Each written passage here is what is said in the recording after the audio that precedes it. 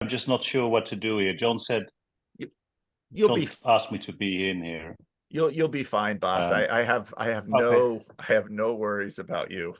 all right, you go ahead. All right, well, welcome. This is not the Brady Bunch, but this is a preview of the upcoming Estuary tour that John Van Donk is about to leave on, and he is going to be present for a whole bunch of either existing estuaries or new estuaries in Europe. And John has been planning this for a little while. So John, let us know how this started and what your goals are for this trip. Well, I'm just amazed that I actually have access to a network of people that I can just call on and say, hey, how would you like to organize an estuary, and how would you like to promote your estuary on Paul's channel? I mean, these are all people that live all over the European continent, and I somehow have their name and phone number and in my possession, and I can just call on to see what you're willing to do. And all these people have stepped up and volunteered to organize something in their location. The only one location that is not represented here is the one in Zaandam, but who knows? Maybe somebody here will have some information about that. So yeah, I mean, I'm going to be going on a long trip. First a road trip to New York, then we are going to take the Queen Mary to make it to Southampton, where Andrew will welcome us, and then we'll spend a few days in London, and then take the train to Norway, actually to northern Denmark, and then the ferry to Norway, and then our wives are going to join us, and the four of us are going to do a little vacationing in Norway. But on our way back from a Scandinavian or a Norwegian fjord tour, we're going to end up in Bergen, and that's where Morton is hoping to welcome us to something. We don't know exactly what yet, but we're going to hear about that today. And then after we're all done and our wives go back home, and Kevin and I have to find our way back, we're going to spend a few days in Holland. And several of you have volunteered to put an event on the map, and I'm just very grateful for your enthusiasm and interest, and like to hear more details today. You're muted. You know, Paul should do this more often, Yeah, so I he know. doesn't himself. When John said this, I said, well, let's get everybody on a Zoom call and people can introduce themselves, and we'll do something like an estuary meeting. Now, I don't have Chad's nice round one, round two. I don't have those nice things that Chad has, but we'll make things do as they are. And a number of the people here have appeared on the channel before, and others are new, but they're not new to me. Morton is the only one who's brand new to me. So not everyone needs as much introduction. Probably the first guy needs probably the least amount of introduction, who is Job, because he's got plenty of introduction on this channel. So Job, introduce yourself a little bit, and you've not been running an estuary meeting, or what are your thoughts on this Van Donk trip? Or are you just interested in having John drive you and rack up speeding tickets and eating a lot of raw fish? Is that your interest in this?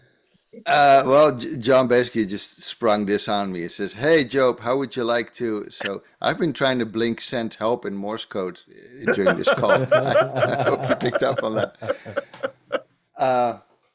No, I actually really liked the idea. I've been trying to do covert stuff in my church, and this kind of fits in there. I have a meeting with my pastor in about an hour. And we're actually trying to kick off a 20, 30 something spiritual formation group, sort of an Exodus 90 light. But I hope to get people in that group interested in coming to this event. And I'd like them to, I don't know, meet other Christians I know, and who come at faith from different angles. So it's just going to be in, my little church. And things that are kind of on my mind is I'm totally forgetting to introduce myself, but that's okay. What's on my mind is, should I just for Job on my channel if you want to find Job. Don't bother. Just come say hi in person. That'll be way more fun. So I'm just kind of thinking. Where are you in the Netherlands? I know it's I am- small, but it still I matters. am in the Netherlands, in a small town called Sliedrecht in the south of Holland, approximately, I think, about 1.5 meters below sea level. But don't let that deter you. You get used to it. Just don't think about it. I'm trying to figure out if I should just invite anyone or if I should target this towards that particular group of young folks I'm trying to Are you get a going to bit hold more this in your church? Yes. Okay. Yeah. Yeah. Yeah, And they do have you no want idea. there to be a more of a continual estuary in your church? Or are you talking to your pastor about that? Or is this more along the lines of the spiritual formations for 20 and 30 somethings? Because they've made you an elder of that group. Yeah, I'm. Yeah, that's correct. I'm kind of trying to connect the two things, and it's kind of a tryout, I guess. I mean, if people are like, hey, I'd love to do this again, then sure, why not? Let's see. But I have to say that so far, there's two things. On one part, I haven't found a lot of enthusiasm in my church for this sort of stuff. But if I talk about spiritual formation and having done Exodus 90 for a while, the few people I've talked to about that are at least intrigued. So, and while that's not necessarily connected to the idea of an estuary, there seems to be at least an interest in going a level deeper, and I kind of hope to I don't know, connect to that. Okay. All right. And when and where, you can give the address and the date and time, when and where will your event take place? Well, you want that on this call? Well, are you planning another place to promote and publicize this? Well, Donk is no, but supposed to it's give me links to put down below, so I'll work on that too. But okay. And I have them. oh, Let you me have just them. You dox better myself email on them to me YouTube. because I didn't put a video out today, so I might put this out today, John. So Okay. Okay, so if I have it correct, that's September 22nd in Sunday the night. wonderful town of Sliedrecht in the Reformed Church, Middeldiepstraat. Yeah, have fun with that. all right. And what time? Oh boy, I think it's about 8 or 7. I'm terribly ill prepared for this. I mean, I've reserved the space, but it's like 7 or 8. Just show up. I'll be there. All right, show up. Job will be there. You can look for him. Yeah. Now the next guy I have We here. Oh, we go will ahead, make John. sure we will make sure that the specifics are all included in a WhatsApp thing that Sarah Fulmers is creating that you will have the link to later today. In fact, I'll put it in the chat right now. Okay. Meetup.com page should also get it. Yeah. Okay. Yeah. Good. All right. Good. Let me not hog more time. Next. All right. Diego. I met Diego in my last trip to the Netherlands and sat across from him at a little restaurant. We were kind of upstairs in this wee little space. And I was there, and Cassidy was there trying to manage her new baby, and Andrea with the bangs was there, and we had a great time. And it was wonderful getting to know Diego, who went to the Netherlands, and he said, "Yeah, Dutch is easy to learn. You know, I learned it in about 2 weeks." So, Nah. Diego, why don't you introduce yourself and tell us about this event? How did you get involved in this event? You've been involved with Estuary and this stuff for a while now, and then talk to me about the event or the group that you have formed or want to form. Yeah, sure. Thanks, Paul. You're much too gracious. I'm Diego. I'm 29 years old. Indeed, I come from Venezuela, and I arrived in the Netherlands about 5, 6 years ago. Now 6, actually. It's going fast. Been in and out of TLC, I guess, consuming TLC content for longer than I've been in the Netherlands, I guess. And after getting by any chance hearing about Estuary from your channel, actually from your chats with John, I was very interested to see if there was anything around me, and I think I don't even remember how I started getting in contact with the existing WhatsApp group. There's a WhatsApp group somewhere, with the Dutch community there. And I actually started this a group to meet at my house. It was back then in Gouda, where you get the nice cheese from. And that was going on actually, I think, starting a year and a half, 2 years ago. And that was really, really nice. Learned a lot, learned the logistics, understood the power of real estate and the dominion that churches have over real estate to meet with people. It's really, really difficult to just produce that on your own without the support from a church. So understood that part. And now I recently moved to Tiel. And I'll be hosting John for a few days. Yeah, somehow this old Mr. Found my phone number and now I can't get rid of him. And yeah, he'll be coming and we'll be hosting a barbecue, which will be the 25th of September, starting at 5:30 in the lovely Tiel. That's a very, very tiny town. If you're interested, you can contact me through the RSVP and meetup. We will leave the link for that below. But yeah, so I actually my motivation coming into Estuary is actually leaning towards what Job was mentioning, that idea about re-enchantment for Christians that have not really had the chance to spar with people and deepening on certain topics. So I actually see the effort to more directed towards people that are already Christian but haven't had the chance to have those chats yet. And building some community that actually kind of merges a little bit of TLC with what is not yet TLC. So because the group that we've had are mostly people that are very diehard that would have gone to, for example, like the festivals that we've been with, and it's been a subset of those people. But I have the firm intention to do that now that I'm a bit more established with the church, with people from the church, and also open to more people, of course. But mainly catered towards that. So that's the goal. So if you're interested and you are in the central or can make it to the central region of the Netherlands on the 25th of September, you can go have a beer and some barbecue with me and John. So yeah, you're more than welcome. Monday. No, Tuesday. No, Wednesday. Wednesday. Mm-hmm. Can someone write this down? We need to make sure. No one's gonna know It's when. okay. We don't have to when, remember. where. We will have links. We will have links. We will have links. Yeah. They've started congregating in the chat, so I'll make sure that they get in the notes. Good. So thank you, Diego.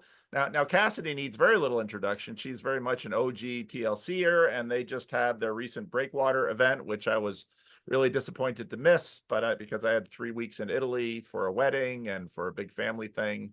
But and I think we'll hear probably more about that from Cassidy and Boss. And so Cassidy, why are you on this call, and what are you organizing? Nothing, but I'm making my house available for Aaron to run an estuary group in Kulenburg. So I don't know much of the details. So I know it's Tuesday night, but I don't know what date. He sent me some notes to say.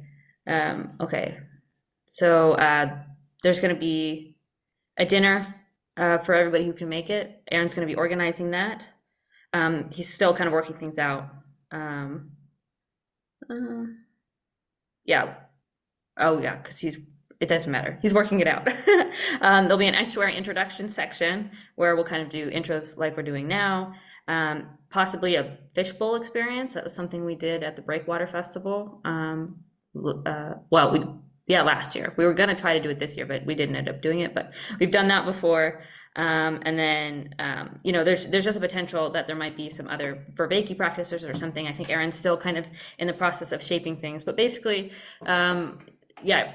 we're coming on Tuesday for that sort of thing, like a place where you can have a conversation. The schedule is to be determined, but it'll be good people trying to do this stuff. As far as what we do for estuary, normally in the Dutch space is my husband and I open our house every last Thursday of the month for an open house potluck dinner. So anybody can come, bring their friends, family, wives, whatever, make a dish or bring a drink and just meet each other. There's no structured events. It's just sort of like a little party. So the only sort of requirement that I would have for estuary people is if you don't know me or you haven't been to an actual estuary event, you can't come, because you at least have to do one of those things because it's my house. But if you've done one of those things, you know, the leader thinks you're cool, anybody's welcome. Okay. So yeah, I think that's about it. All right. And If I may, very, Yes. very quickly, I forgot to publicize. I'm a terrible marketer. But yeah, on the second Wednesday of every month, we always meet at my house for a regular estuary. So we're organizing a special barbecue for John on that Wednesday, the 25th of the 11th of September. But every second Wednesday, there's estuary and dinner at Teel, which we're branding a bit differently, but you can count on that. And there will be details on the same link for meetup. You can see all the events that have occurred, including the barbecue, but also that event on the Wednesdays. Okay. Very good. Very good. Andrew. Now, I met Andrew on my first tour of the UK, and we had a wonderful tour of the Salisbury Cathedral and a wonderful tour of Stonehenge, which, according to Tom Holland, is now saved by the fact that they're no longer going to tunnel underneath it, which seemed absolutely insane. Andrew, why don't you introduce yourself and tell us about the event you're planning? Okay. Yeah, I'm a retired Church of England priest. Well, so retired. I was a boys' school chaplain for 25 years. I've retired from that. Now nobody pays me, and I'm involved in men's ministry, and that consists mainly of the men's shed movement. I don't know if that's. I know it's in Australia, and then it came to UK, which are workshops where men gather and do things in the workshop, which is a way of helping them to relate. Also work through motorcycle clubs. Now, in terms of estuary, I'm doing quite well on meeting with men, getting them to actually do anything is a bit more difficult. So I did managed to organise a good estuary when Paul and John visited a couple of years ago. And Paul and John rather liked the 16th century pub that we met in, which is pretty cool. Unfortunately, since then, I've managed to achieve absolutely zero in terms of estuary. And a part of that is that Salisbury is a very tiny, sleepy little town. It's a world-class medieval cathedral with a small town attached. And it just haven't managed to tap into a group of people that I can't persuade the cathedral to be particularly interested in it, and not managed anywhere else either. So what I'm hoping is I'm relying on Taio, we had a conversation last week. So there's a possibility of rounding up some people again, maybe just a one-off, or when Taio updates us, he may have moved on from that idea and have some other ideas. So there's I should be able to find a venue fairly easily, but you probably worked out there's no point in giving you a date because I haven't got any people or anything fixed. So there might be a Salisbury event, or it might be something else. Yeah, but it'll be good to see John again, and yeah. Yeah, that was a tremendous meeting that we had in that pub. It was an upstairs area, and it was a great meeting. It was a great conversation. We had some really terrific people show up. Yeah. So that was a wonderful event. So, and here in many ways is the ringleader of Estuary UK, Taio. And I mean, every trip I've been, Taio's sort of been at the center organizing it and making everything happen. So he doesn't need a lot of introduction because he's very active in the corner. Taio, what you got cooking now for the UK, and how are you gonna, have John Van Donk shed a few pounds as you make him travel all over the UK?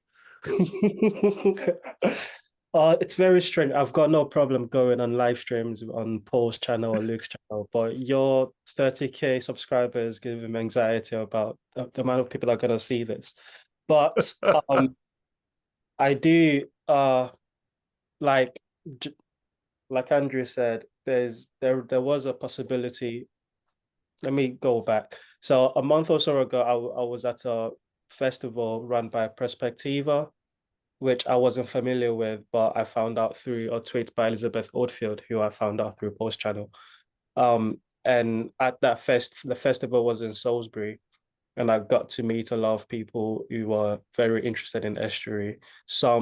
People came to the festival from all over the world, quite frankly, but a few people were local to Salisbury. And I think one of them is actually a PBK what the only person that I met that apart from that was a PK viewer is a local Salisbury guy, Joe. Hi Joe, if you're watching.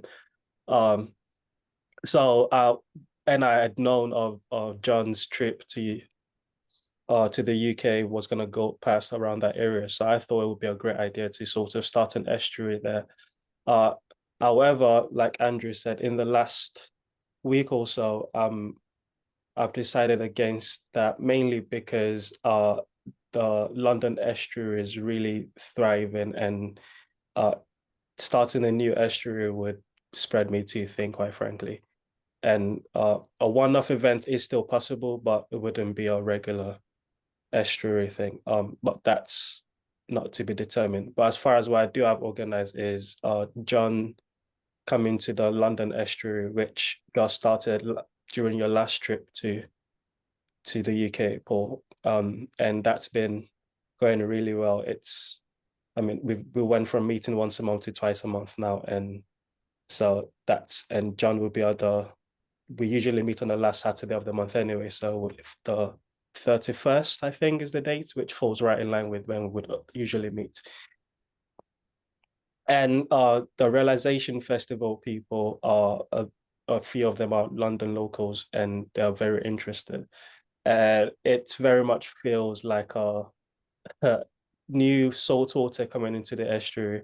So it would be nice for John to be present to see how that plays out, including the fact that I added an improv exercise that I learned from the festival to the estuary protocol. So John can see how exactly I've bastardized his protocol, and so whether or not he approves of it. So yeah, that will be on the 31st. I think I've put the link, that will be in the description. And on Saturday, the location currently is it's in central London, and it's all on meetup.com. Okay. All right. Very good. Morton, you're a new face for me. I have had email exchanges, and there are some from Norway, Sweden, Finland, Denmark, who have sort of followed the corner and followed my channel, but I've never met you. So why don't you introduce yourself a little bit? How did you find this whole thing, and how on earth has John Van Donk persuaded you to risk association with him? Yeah, I'll start from the beginning. So yeah, I've been lurking around this corner for 6 years, something like this. Just only written comments on your channel.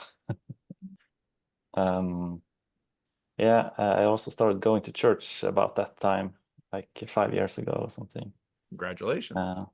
Yeah, thanks.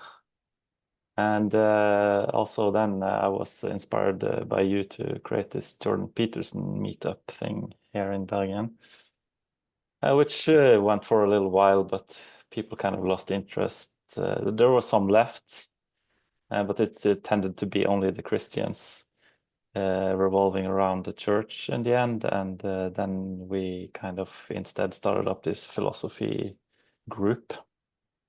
So this has been going now for some years. And then I've been, of course, paying attention to your channel and wondering about this estuary. So I just contacted John, and kind of wondering if we should kind of associate our group with this estuary thing and get something going there, because we don't really know what we're doing, but we're having a great time. But we like more people to come, and maybe not only the Christians. And yeah, so we're kind of new to the estuary thing. I'm not sure if I completely understand what it is yet, but it seems like our kind of thing. So yeah.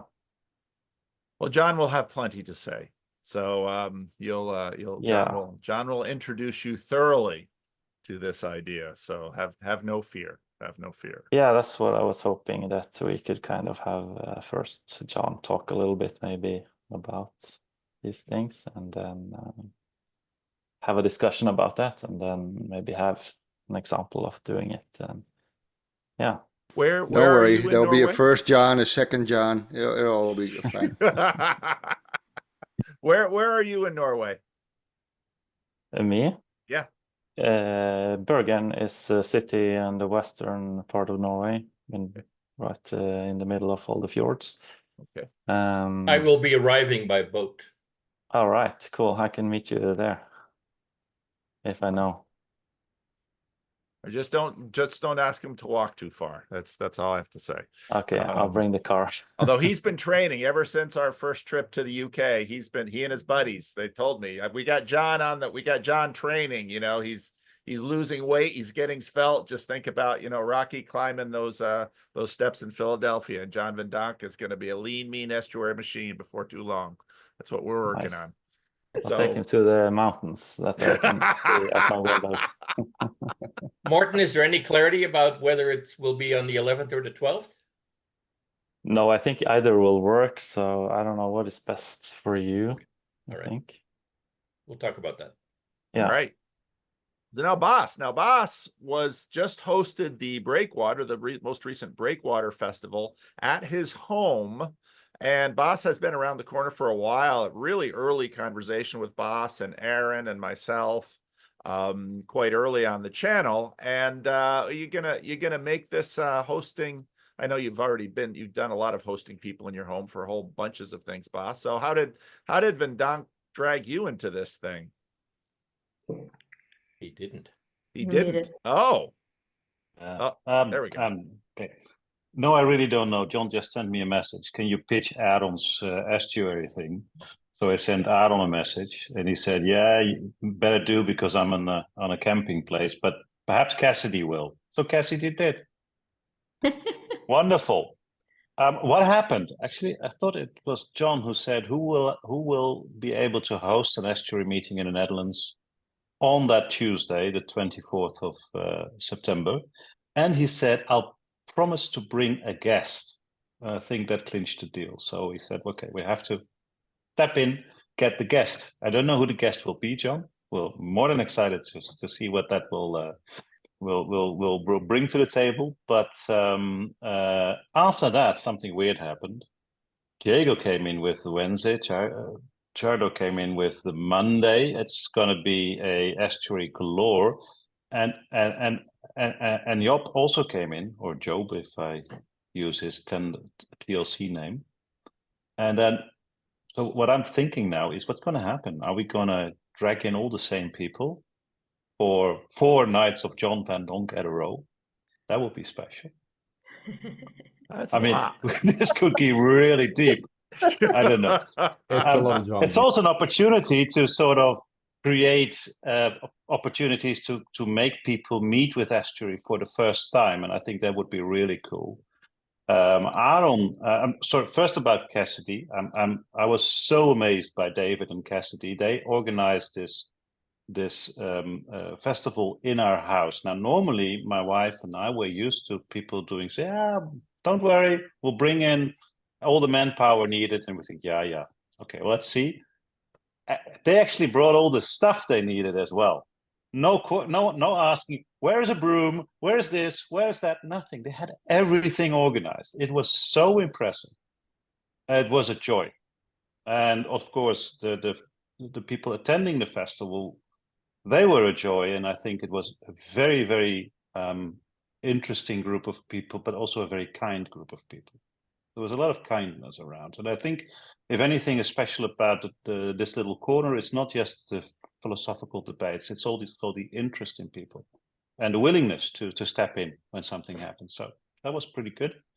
What then for this particular one? That's going to be hosted at Cassidy, so that's going to be fine. And Aaron may want to take a lead a little bit. Now, Aaron is, in my opinion, I'm biased. Okay, he's great at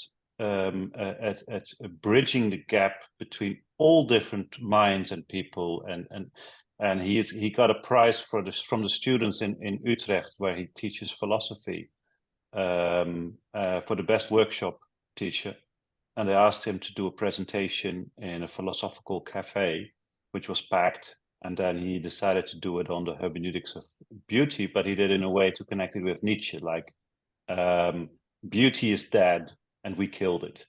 So what does that mean?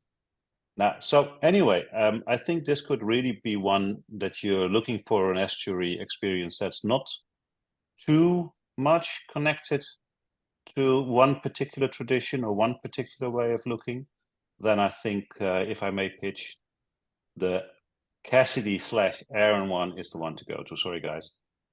It must be the one. Wow. And John will We can't bring all a be the guest. greatest in the league. I love it. John will bring a guest, remember? Who It's might gonna be that special. guest be? We have no idea. So I just want to piggyback on what Boss said. If anybody wants to get introduced to Aaron and you don't know, he was one of our speakers last year at the Breakwater Festival, and he did an excellent lecture on Nietzsche. So I can send you that link, Paul, and you can put it in the description so that you get a sense of who's hosting this thing, Yep. And what you might be in for. Yep. Excellent. No, Aaron is a tremendous speaker and teacher, and he's been in the corner a long time. So he knows the people and he knows what's going on, and he follows carefully. He jumps into live streams. You can find him on Twitter. So yeah, it's really wonderful. And I don't know quite how to say your name. Chardo. You're a new face too. So introduce yourself. You have to unmute. Well, Taio can't decide if he's can you on hear or me? out. Yeah, I can hear you. Okay. Yeah, Chardo, you pronounced it correctly. Now, I want to preface this by apologizing that I'm a little bit late. So I'm on holiday right now with my girlfriend, and we're in rural Ireland, and so not everywhere I have a good connection. But yeah, here it seems fine. But yeah, so actually, when Van Donk is in the Netherlands, I will be hosting on the Monday, the 23rd of September, from 30 past 7, and then in Zaandam. So yeah, Diego will probably help me setting up a meetup, so you can all access it from there. And actually, I actually will do it according to the Estuary protocol as well. So, like 2 years ago, there was this meetup, Paul. I'm not sure if you still remember, in Utrecht. Yep. Where we already had some practice Estuary meetups. Yep. And actually, based on that experience, I really wanted to set up one in Sliedrecht, but I couldn't, quite manage to get enough people to do it regularly. But I do really hope that this will be like a kickoff, and that I can host it like every month. Wonderful. Terrific. Thank you. All right. Yeah, I remember that. That's where I was afraid John Van Donk was going to set Dutch-Frisian relations back a decade. But, I've always got to worry about John. So now he's going to Europe without me. You people have to watch him and try and keep him. Europe is having enough difficulties. We don't need John making matters worse. So, John, do you have your boat ticket already? Yes, both 2 tickets. One to get from New York to Southampton, and the other one from Kirkenes to Bergen. are you sure the direction is correct, John? Oh, there we go. I knew that was coming. John and I had to Do you spend know the where your night in a passport parking is, lot John? of Job's fire station because of detail mishaps. How are you getting to Kirkenes? Fly from Kristiansand. Yeah, okay, makes sense. Just checking. Yeah. All right. So this was in this round, we got all of the who's who and where they're having their meetings. And again, I'll make sure that we get all of these links below. I'm going to try and get this video up ASAP. So if your link isn't in there yet, as links come in, I will keep updating those links in the notes. And so within a day or two, all of the information should be there. So click on the video multiple times. It helps the like and subscribe, YouTube. Does Diego have Chardo's information for meetup.com? Can we put that link on there also? Or can you do it from where you are, Chardo? No, I will be creating a same event, but I think it's best if we just share the link for the Dutch Estuary network for the Netherlands, and you will be able to see all events under there, including the generic ones, like the monthly ones that, for example, I'm hosting tomorrow, 8th of August. but those will all appear there. So yeah, there's only one link to share, at least for hopefully for the Dutch ones. Well, on that note, then Sarah Fulmers is working on updating the WhatsApp page or the WhatsApp link to make sure that all the information is accessible, not just to the hosts, but also to anyone who is interested and wants more information and specifics about time and place. So that is kind of important that you put your details about time and place, Job, in that on that page, so that people can find out what's happening where and when. And I already I will reimburse you with raw fish, John. Don't worry. As Aaron made this great comment, he said, "Herring is caring." And I have to tell you, I commissioned an art piece to my girls, my daughters, who are all pretty artistic, and I said I will pay for the best artistic rendition of that very saying. Herring is caring. I just love it. I think it's the coolest thing. And there is stuff already starting to show up. So John, you need herring is caring merch. You can sell like tote bags. I'm sure is there a herring business association in the Netherlands that maybe Donk can get a sponsorship? He can be their American herring ambassador.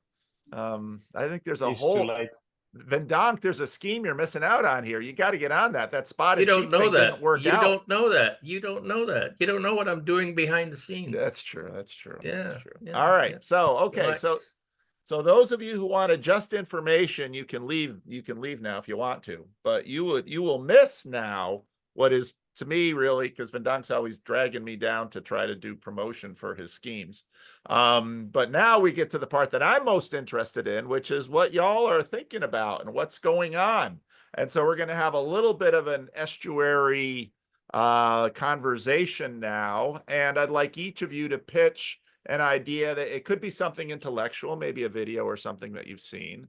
It could be something, I'd be very interested in something contextual in terms of something going on in your town or your city or your country or your region or your church or something like that. It could be something personal. I don't know if Cassidy's like, my first baby's so awesome, we want a second baby. I don't know what she's gonna say about that. Baby. Or it could be something estuarial that you just think the estuary is so cool you want to be involved. So I don't know if I'm going to include Van Donk. Okay, Van Donk, I'll give you a chance to pitch something. What do you want to pitch, Van Donk? I would like to pitch my new elevator line that most of you have heard before, and that is estuary is a mutually respectful conversation across ideological lines. And we had a estuary meeting last night. It was a completely unmanageable number of 16 people, including Job and his gang showed up from West LA. And we had two Job conservative. And his gang? Yeah. Job Federici and Jacob and I'm Job. sorry. Yeah, they're I'm so similar. sorry. Neither have a lot of hair. Jacob and Job. Jacob and his gang was there, and we had anyway. There were 16 people there, and it was difficult to do. But we have an amazing representation of people from TLC and non-TLC. People who don't even know who Paul is, but they respond to the meetup.com advertisement. And what that does, and it makes it a little bit difficult for me then to make sure that everyone feels like their specific ideology and perspective is respected. And so we try not to be, see you, Chardo. We try not to be too proselytizing or too taken for granted or assuming that we all know what the Christian lingo is. But the idea that this estuary thing can also be a bridge to a whole different population, and I surely hope that that can be on the table as a topic, how to make estuary accessible to non-TLC people. Okay. I always keep notes of the pitches because you get older and you can't keep everything straight in your head. So Job, you have anything to pitch, even though I know you got to leave at some point, but you want to pitch something? Nah, I got nothing. Sorry. It's just a bunch of stuff going on, but nothing that really fits. So All right. I'll give the room to somebody else. All right. Diego, you got something you want to pitch? Yeah, well, this is something I would pitch in my estuary. We have election drama at Venezuela in the last few Yes. weeks. And there's been so much going on there, and there's again very obvious fraud going on by the government, and there being, well, the first announcement for the election tally was like added up to 124% or something like that. So you can make your conclusions on the level of sophistication of the government in covering how, yeah, the numbers. And well, we've been going over this story with my family and with our extended family now, like with my brother-in-law and my cousins and people that are Dutch or people that are Italian. And I've realized how difficult it is to actually explain all the insane things that we've experienced in Venezuela, and how there's like such a chasm between us being like, the things are not they don't have the affordances, they're not available. Like thinking in the shoes of someone that experiences, like, again, that your government is actually a cartel that moves cocaine around the world, and like the police is actually looking for you and trying to get your money, and you should feel unsafe around them. And that, yes, it is very normal that of course they're going to steal the election and carry something that is over 100% of the votes, and just say that with a like, you know, like speaking to you like they're telling you the most obvious thing in the world.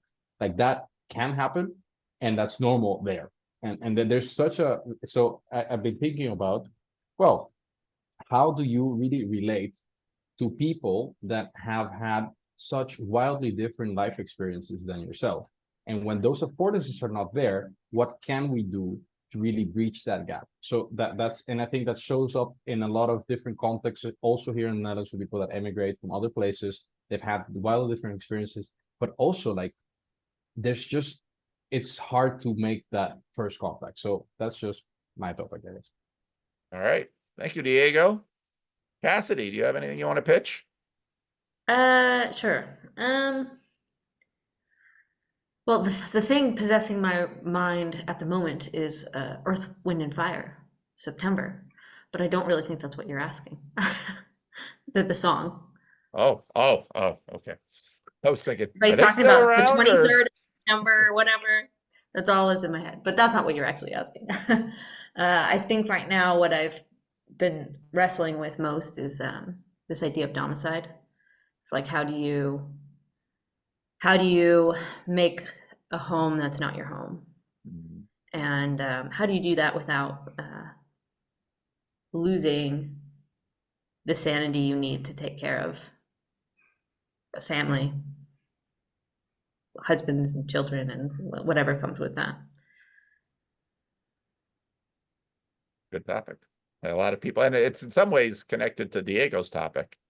Yeah, in a different way. In a different way, yeah. More political, and mine's sort of more practical, but yeah, they have this way of intermingling with each other, and yeah, so good.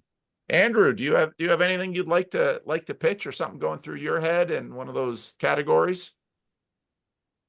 Yeah, I think what exercises me most is, links a little bit to what I said to start with, is just trying to engage in my context with the sort of estuary ideas and the things that happen in the TLC, which I find absolutely gripping.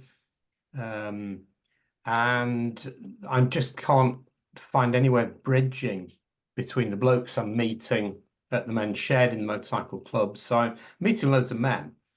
But the link between that and church is, no, I haven't worked out how to do that.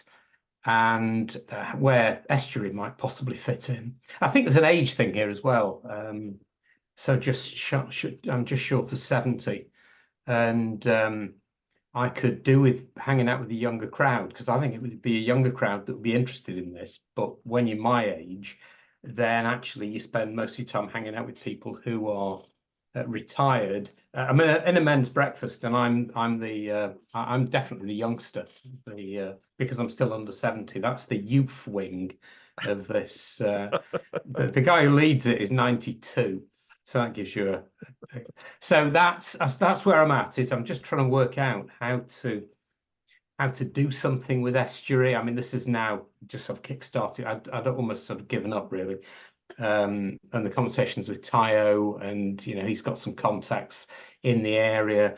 But part of that again is just the context. Yeah. People in London will travel miles, and people in Salisbury is a tiny little town, and the fact that somebody, you know, Taio knows some people, but if they live in a tiny little town that's half an hour's drive away, then they'll consider it just the other side of the world. It is unbelievably small. I mean, Wilton, which is where I go for my men's shed, the people of Wilton haven't really forgiven Salisbury for some stuff that went on under King John. You know, and this is rural England for you. You know, there's still that sense that they should be the centre of Wiltshire, Wilton, and Salisbury usurped them because John built the castle there. Anyway, you know, so it's this is the context. And just trying to, I'm basically an urban, so I understand cities, and I really, really do not understand Wiltshire and its tiny little village mentality. So that's my struggles, really. Don't know if that fits with anything. No, it does. Anyone else is working with. That fits very well. So thank you for that. Taio, what do you want to pitch? Sorry, I'm still thinking about the politicking of local, rural South England.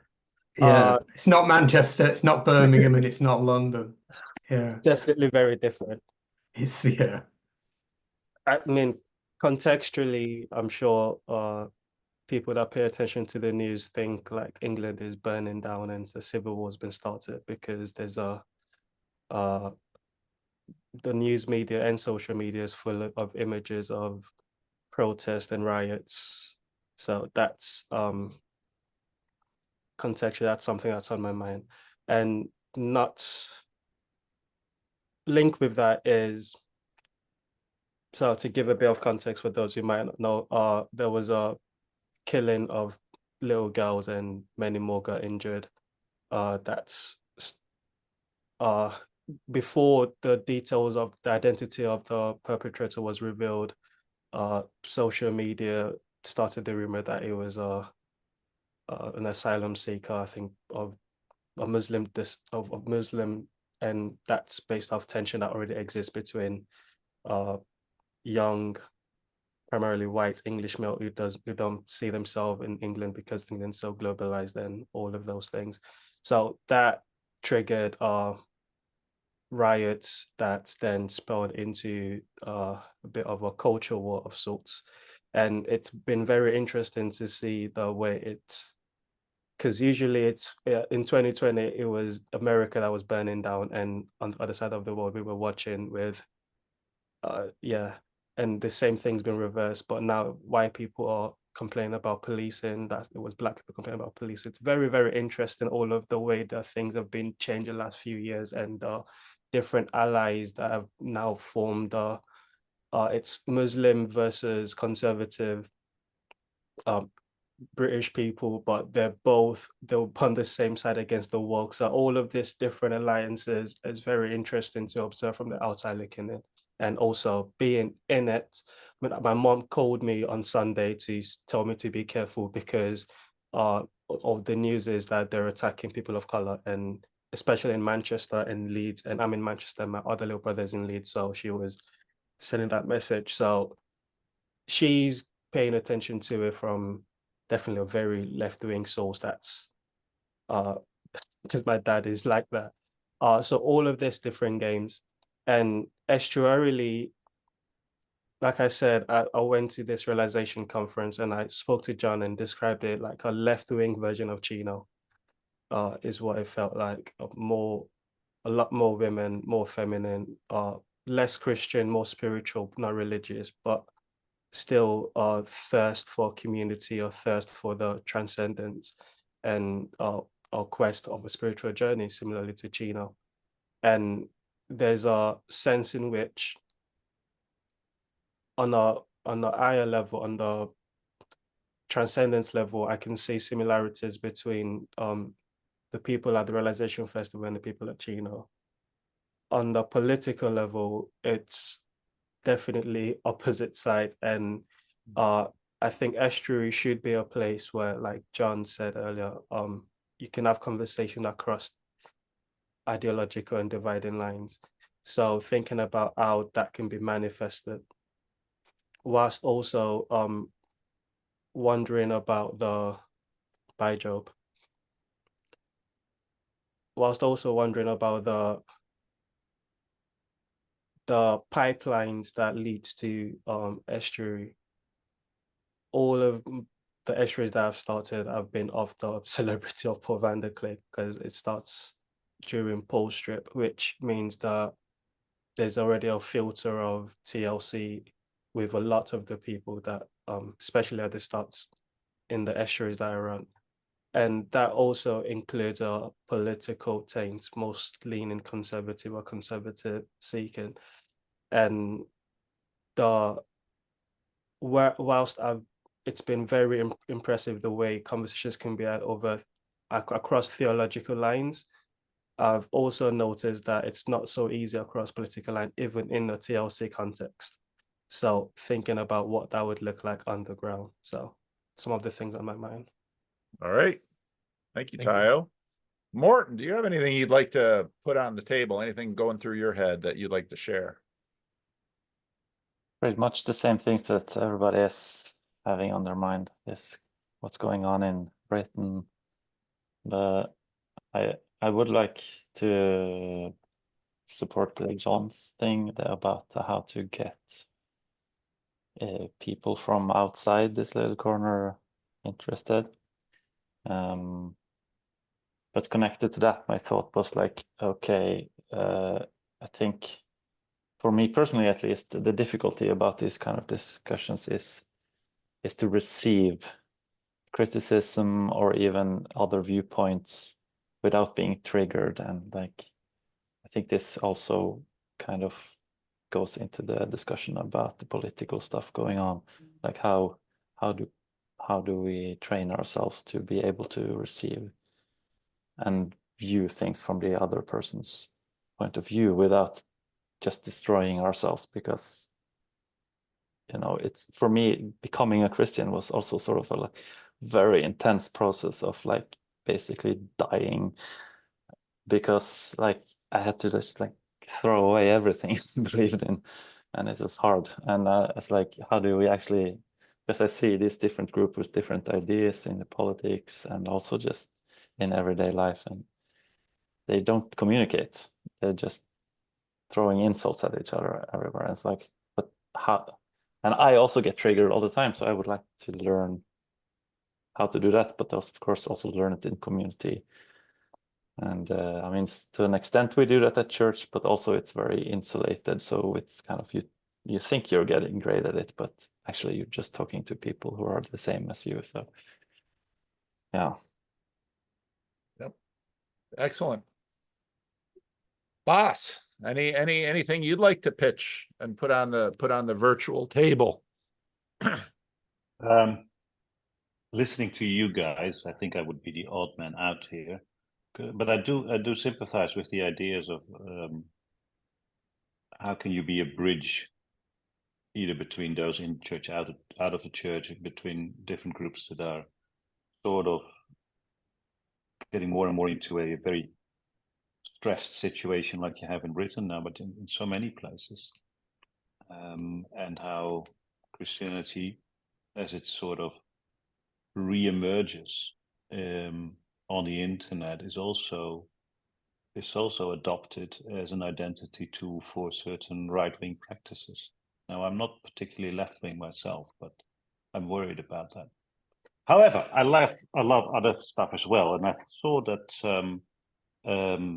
Praveki had a chat with Seth Ellison on internal family systems, and then followed up with Paul on that, which I find terribly interesting, especially since working with the Psalms and talking to your soul as one thing, or working with role theory, which is Hjalmar Sundin. It's a Swedish psychologist who talks about narrative worlds in which you live. If you live in a certain tradition, you have a narrative world that you inhabit, and how you take up different roles. I think there was even a psychobiography of John Wesley made with that theory as well. Going to Jung, where he talks about it's better to sort of blame the demons within you rather than blame yourself, when he compared himself to Freud. And then talking to Vervaeke again with his embodying the sage, etc. So there seems to be so many conversation partners within yourself. That's really very interesting. And some of it is talking to certain parts of you, but sometimes it's certain constellations of you, personas that are built of all these different parts, but different configurations. Like, for instance, your child self, or your hockey self, or your barrister self, or what have you. I mean, so many different forms of you that might be in contact. But you can also talk to lower levels of yourself, like the soul, who I think in the Hebrew tradition at least, is a lot less talkative than IFS suggests. And being able to contact parts of you that are really, I think we experienced something of that in our little conference, where Manuel was trying to do an exercise with you by listening to your body, listening to your feelings, listening to your thoughts, etc. So I was really wondering whether or not sharing some of the experience you had with John Vervaeke, Paul, and thinking about that from your own pastoral experience. That might be an interesting topic. Okay. All right. So, round 3. What did someone else say? Not yourself. You can't redo You're not your putting own. anything on the table, Paul? No, I don't. You all put plenty on the table. I seldom put something on the table. I got a YouTube channel. I can get my ideas out anytime I want. So I'm interested in many of your ideas, but so point to something that someone else said that sort of caught your attention that you'd sort of like to vote up the hierarchy. John Van Donk, what did someone else say, not you, that you would like to point to and sort of vote up the hierarchy? Fascinated by Bus's comments about the alternative personas that show up in different contexts that need to be recognized as unique in their context. And so I would say I would like to then talk about the persona of the estuary host, who holds somehow a spot between the different ideologies that are represented in the group. And how does that host have to embody a unique style of being, a unique narrative within which to inhabit, and to modify that intentionally for the sake of various goals and objectives that may have to do with keeping a space safe for all different ideologies to be present in. And so I think that to focus very intentionally on the self-awareness and the persona and the narrative of the estuary host seems to me to be a valuable thing to move the project forward. Thank you, Bus, for bringing that up. Okay. Diego, what would you like to point to? Yeah, I'm thinking of attracting people, like relating to them. So what Andrew was mentioning about struggling to get men to interested in doing this thing, and like you have these barriers, right? I think that's a common theme that we've discussed now, is like there are some barriers to different people, and there's a way of modeling how to deal with those barriers, which is a little bit where John is going. And well, what can we do to make that very much attractive to people that are around us, so that we can afford them the chance to participate, right? So how's that look like? And I have some practical ideas about that, but I think that's what I think, a bit less heady than what John mentioned. But, Okay, good. Cassidy. Sorry. I don't know. I think probably the conversation about like how you participate with politics in your real life would be something interesting. Something I've kind of been thinking about too, because I have this film that I'm working on getting out, and it had to do some with like politics, minimum wage, and all those things. And so I've been thinking a lot about how do you participate that well, not only in your own life, but on a bigger stage when you're trying to have a conversation about how do we have these very important conversations well with people who think absolutely nothing like we do and who want very different things than we do. That's kind of like another big thing that's on my mind. So that would probably be my vote. Okay. Andrew, what did you hear someone else say that you thought, wow, that really sort of grabs my attention? Yeah, I think the idea of bridging gaps is important. I meet up with a few blokes from other churches, and they are they're Anglican, but they're one of these groups that's Anglican but not Church of England, and they are theologically, I think they're probably fairly narrow. Might not be quite the right word, but I'd be concerned, I think, about trying to build an estuary around them. In other words, theoretically, we could have a core because there's 4 of us, but that I'm not convinced that they would have the flexibility to really comfortably engage in the estuary type context with, estuary is very freewheeling, and people have got to be able to just say what they want without people just completely freaking out or leaping in to squash or respond to that idea. So that idea, and that would be theologically, and then you put the political layer on top of that.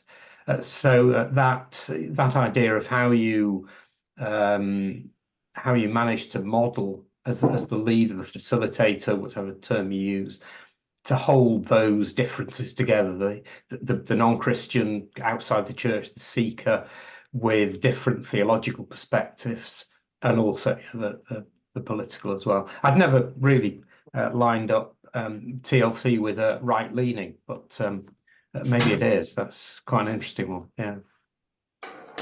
All right. Taio, what caught your attention? Yeah, I really wanted to find a way to integrate what Baz brought up, and I'm glad John did it because I was struggling to do that. But I think Diego nailed the sort of identify the spirit by pointing to the barriers that stand in the way of dialogue goes across dividing lines. Is sort of what I'm getting from this. Okay. Morton, what did you hear that caught your interest? I think if I caught exactly what Cassidy was saying, but that it was more family-oriented question, right? So that got my interest, just because I have a family. Yeah. All right, Boss, what did you hear that sort of caught your interest?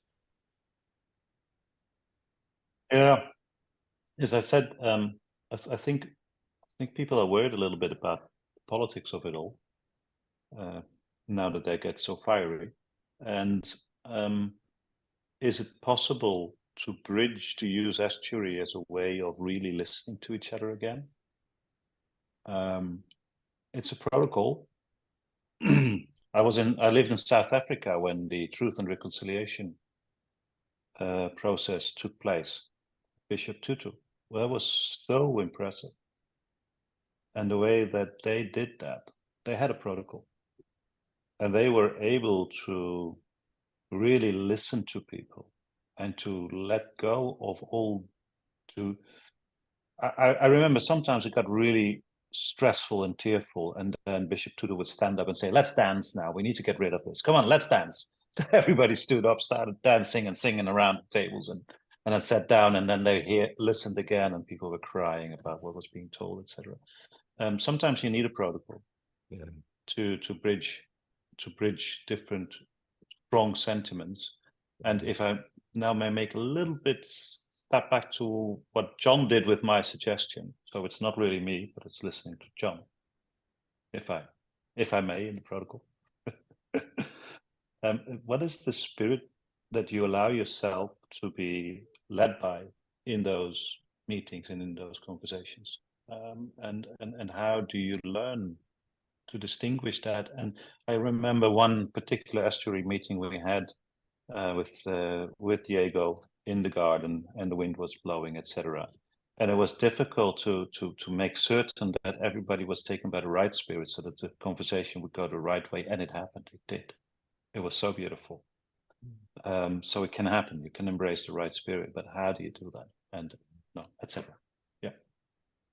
It seems most of the ideas are about bridging, and there's a lot of anxiety right now. And when you see, let's say, political protocols fail, and they're failing because you see violence in the streets, or even, outbreaks of war and things like that, people wonder, okay, where can we find other protocols by which maybe we can arrive at reconciliation, or at least arrive at truce, and being able to live together, even with tension, and what kind of spaces can we afford?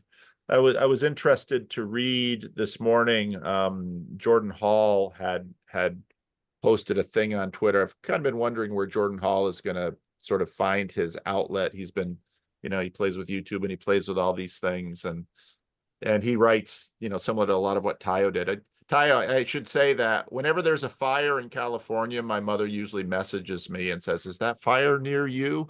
I say, "Mom, California is a really big state, so moms do that. If it's in the news and California on fire, oh no, my son lives in California." So California makes the Netherlands look very small.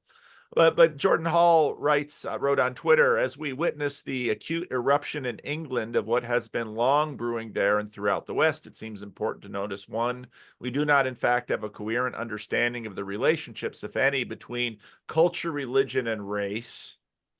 2, any such understanding or effort to understand is radically undermined by class, cabal, and incentive landscapes. 3, all of this is embedded in a hyper-complex context of diverse global elements: food security, military activity, financial ripples." And then the tweet goes on a little ways. I retweeted it this morning, but what Taio pointed to in terms of social media was, when the internet happened, everybody, certain groups of people cheered because they say, okay, now everyone will have a voice. And Estuary kind of does that too. Everyone in the group has a voice, but then do we necessarily want to hear everybody's voice? And when we do hear everybody's voice, what do we do with that? And, there's a continual, John Van Donk is always sort of pushing the relationship between TLC and Estuary, and some of the differences there, and how this can sort of leap out of the confines of TLC, even though TLC is sort of an internet creature and it grows.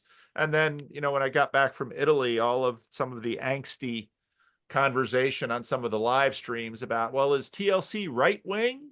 And I've, part of what I've always pressed with John and others is that the amount of TLC that you can sort of find on YouTube live streams, that's an element of it. And Elizabeth Oldfield is going to be coming to America to get involved in an estuary event that will be announced probably quite soon. So actually, I think in a lot of ways, as John often points to, Estuary has shown to have the capacity to sort of allow a space, but I think John said it quite nicely, and I think Bas really picked up on it. I think part of the reason that the internal family systems conversation sort of grabbed the interest of many people is that we have a sense that, there's a right wing and a left wing inside of me. And there are, you know, we tend to see, let's say, I was just remarking to my wife this morning how the Democrats I knew 50 years ago and the Republicans I knew 50 years ago, they're all sort of like this now. And, you know, exactly what do we mean by right wing and left wing? We default to these terms, but they're increasingly meaningless. And so then we drill down and, well, I'm against immigration because of these things, but I like these immigrants. And, you know, it's all over. And so then the capacity of Estuary to maybe, so then Nate Heil follows up with Jordan Hall's tweet and says, you know, well, Estuary. And Jordan Hall's like, well, maybe. And Jordan, of course, knows a little bit about Estuary, but I personally think that the level at which this has to happen is the personal, because it's at the personal level that all of the other stuff sort of grows out of. But it's tremendously frustrating for people who want speed, because social media gives you speed, politics gives you speed, power gives you speed. But the personal level, where you've got people coming together and meeting on every week or every month and sharing their ideas and their anxieties and their hopes, that's a very slow level. So I think part of what people are anxious about also is speed. So I think all of us have a sense of where this is going. And of course, as normal, if a topic that you had doesn't quite get picked up first, there'll probably will be space within it. We have another 45 minutes to talk. So yeah, let's go. Let's go on with this, with bridging and anxieties and capacity of Estuary and what that requires of the Estuary leader. I like to start my Estuary with a meal. And I think Caring is also caring. exactly, yeah. And it's also a very, very nice way to bribe people into your house. But it's very symbolic and very important, because it sets the tone for being able to talk to people that you, again, if you're on a very, very far side of any spectrum, you might consider the other person a monster, right? So but they eat just like you. They can hand you the salad, and they can be kind to you, and you can preface this the very, again, it's a very intimate, an estuary is a very intimate experience, and you cannot just jump into it with random strangers. Again, in TLC we've mastered that that technique of just randomly going head first with people we don't know over screens, but that's not how most people function. And I think that's the personal is indispensable, and the corporeal, like being there in the same room, and there's something to that is extremely valuable, and into humanizing the other, and also learning to, well, hopefully the spirit of the room and of the facilitator as well can help invite people and for people to show up as what they are. And hopefully, if that's managed well, you can create a little bit of cohesiveness that then triggers, well, what the political is triggering. There's this tribal yearning inside of us, right? There's some fire in there. If some of that can be channeled into something for the little community that you're building. So I see Estuary as, well, on the one hand, as a very nice tool for one-off situations, like when there's an event and I need to get to know new people, and that's like a more transient, like that happens in one moment in time. But I'm way more interested in the community building aspect of Estuary, which is iterative, and people need to be nice, because they're gonna see each other next month, and they need to have skin in the game, they need to bring stuff, and you're gonna bring food, and you're gonna help people from the station, and that is where that I would say the intimacy can begin to grow, and that's I think where you get the best out of people, and they feel like, oh wow, I don't need to be on one far side of any spectrum, and I don't need to be looked at like people are in the zoo and looking at me pointing like a weird thing. But I'll do that. I think to piggyback on that too, it's like I have some interest. I have a lot of interest in people, but I also have an interest in story, because I think that's in some ways the best way we can interact with people is by recognizing we all live in the same story and we're all trying to figure out what that story is. And if you kind of put that frame in, like, I don't know, it opens you up to like handling the mystery that is, you know, life and what we think about it and what's happening in front of us, especially when it seems like it's all falling to pieces. You know, it was interesting, Taio was talking about the elections, and I was in Australia, living in Australia in the 2020 election, and it really did look like everything was on fire. And I had a friend who was also an exchange student, and the night that it happened, or I think it was the night after it happened or something, we had already planned to like have a taco night and just stay in, but we just felt so safe holding up together, being like, please, we don't want anybody to ask us about this, because like there's just so much animosity with this thing that doesn't even have anything to do with their country, really. I mean, I guess it all is connected, so it does, but you know, there was just this real tension. And she ended up going home sooner than I did. She stayed for 6 months. I stayed for a year and some change. And she came back to visit while I was still there. And she was like, yeah, you know what? When we were over there, it felt like everything was on fire. But then I went back home and it was just like normal, calm. And so you're kind of like, huh, that's interesting. The thing that we see through the screen doesn't always tell us the whole story. And even if it is telling us a piece of the story, like how do we know that it's well integrated in our own like smaller narrative that is woven into a bigger narrative that's far vaster than our minds can comprehend. Does that make sense? Yeah, it makes perfect sense. That Yeah, makes- go ahead, John.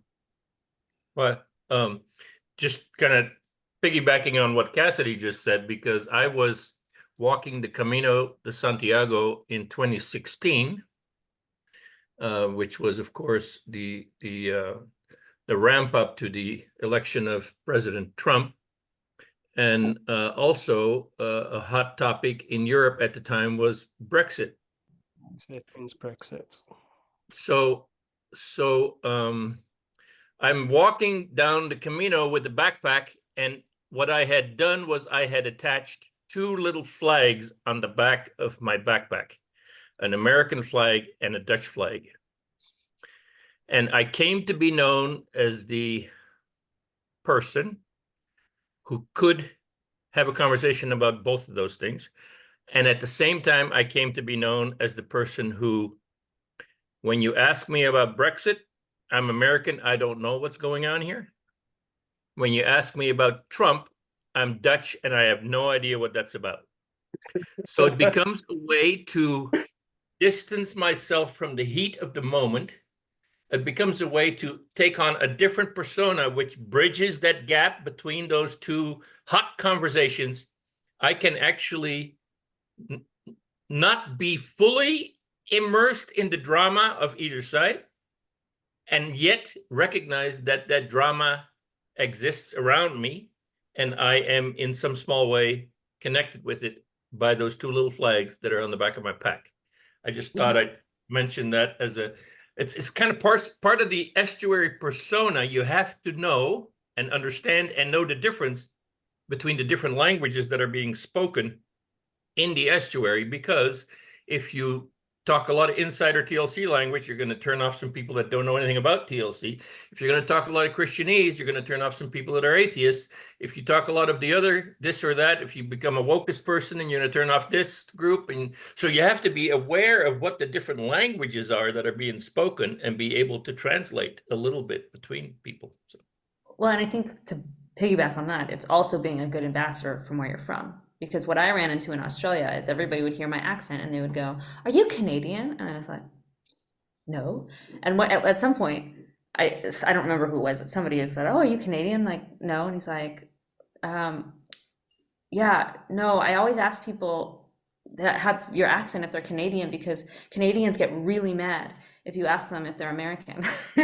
And so there's like this thing where backpackers will put Canadian flags, American backpackers will put Canadian flags on their backpacks so that they won't be seen as American, because there's sometimes a stigma with that. Now, I never felt a stigma of people thinking I'm American, but it's something to think about. It's like, well, when you go out into the world, you represent the place that you're from, and it shapes the way people think about that country. And that's very important, because you want to be welcomed when you're a stranger in a strange land.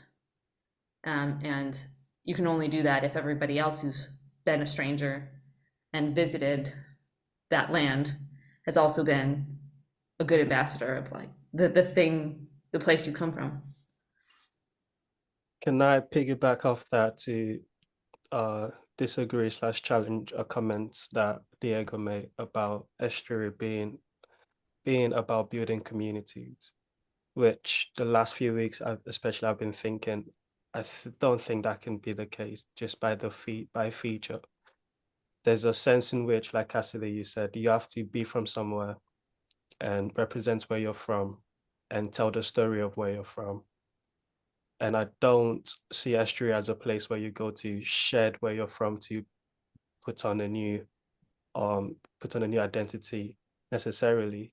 I think the way I see it, the best we can do is make the best I can do for my Estuary is make it a place where different people from different communities can come and share their story and the stories of their community, giving perspective and knowledge to the people outside the community that don't know their story.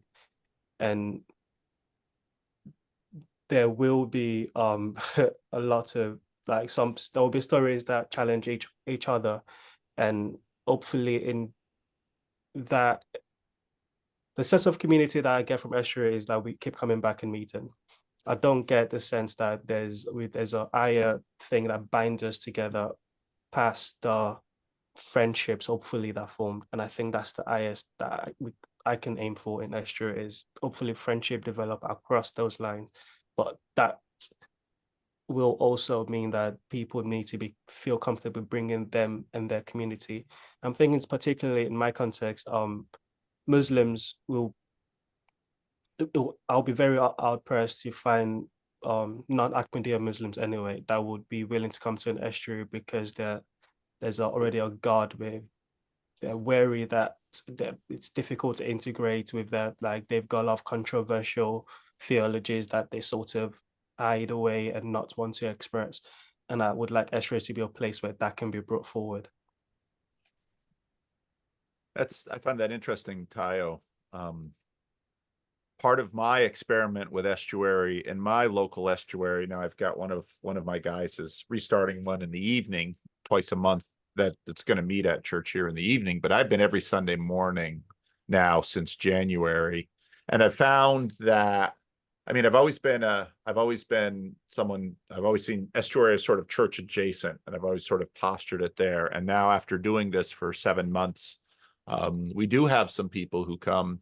They come every week to Estuary at 9:30 at Living Stones. They don't stay for the service. I think you're right in that Estuary is a strange thing in that it's sort of, there isn't sort of a upper hierarchy develop, upon which you would say an identity would form.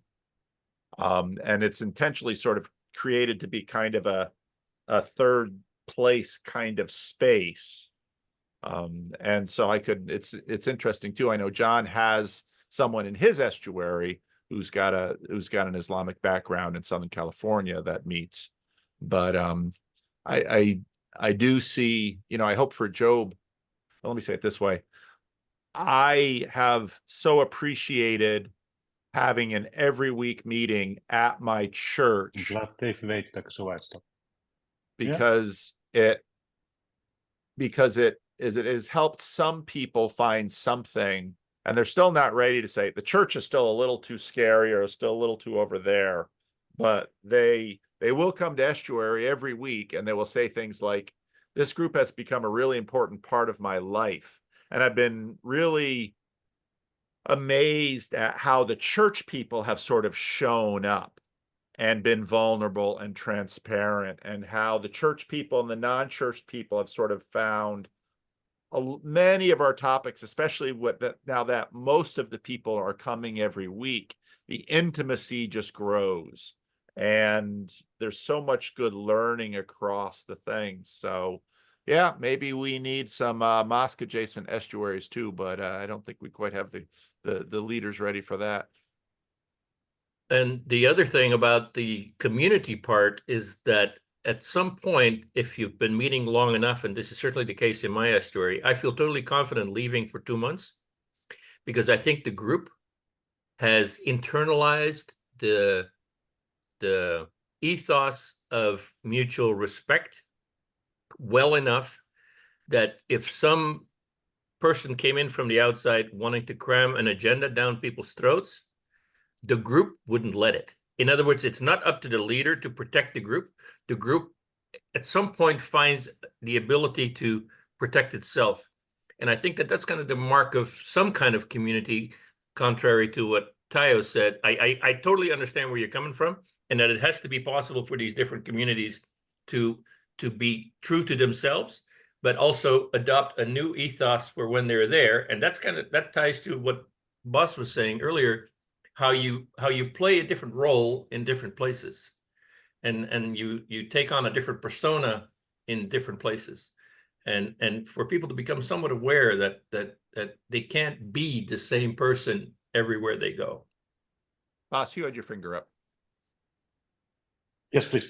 I like that Theo is sort of putting the word community on the table, because I think the meaning of the word has been shifting over time.